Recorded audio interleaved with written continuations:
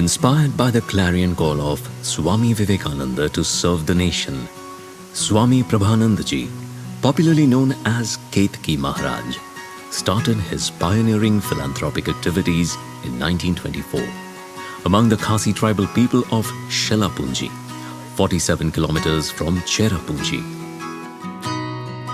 He materialized Swamiji's vision of "Let New India Rise" from groves and forests, hills and mountains, by starting basic educational services among the underprivileged, uneducated tribal and poor people of that locality, upholding the greatness of their own culture, customs, ways of life and language. This pioneering venture had far-reaching effects for the whole of Northeast, as it initiated the involvement of the mission in the area.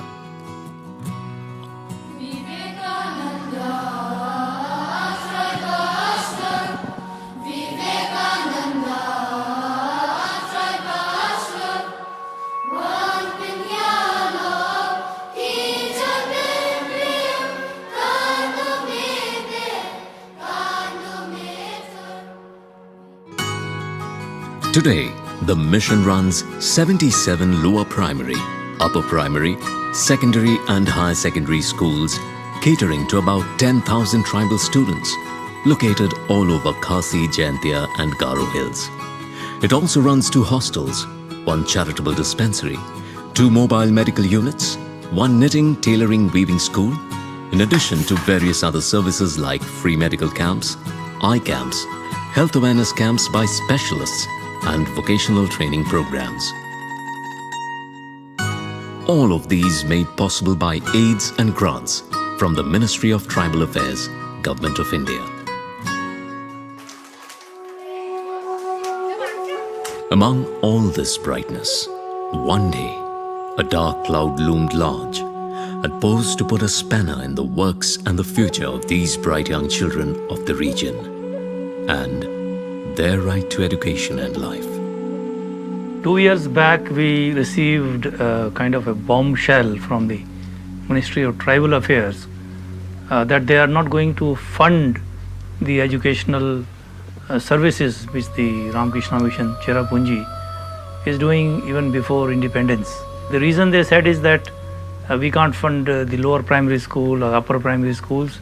We'll fund only if the schools are able to cater education up to secondary or higher secondary level.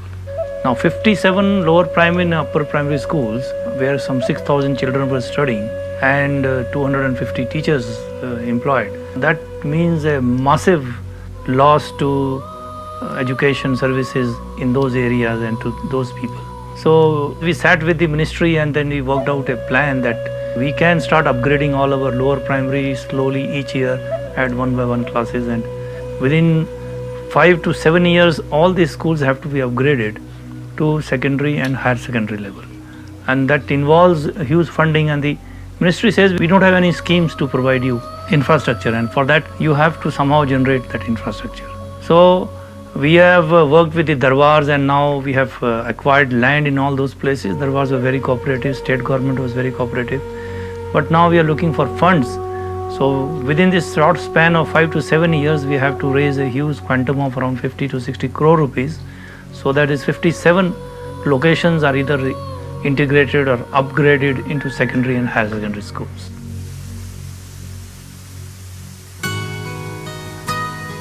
Contrary to widespread misperception that the Ramakrishna Mission is possibly the wealthiest NGO and therefore does not need help from people like you and me, such endeavors and the sudden stop of grants from the government makes them vulnerable today and throws the future of thousands of villagers and children into an unknown darkness.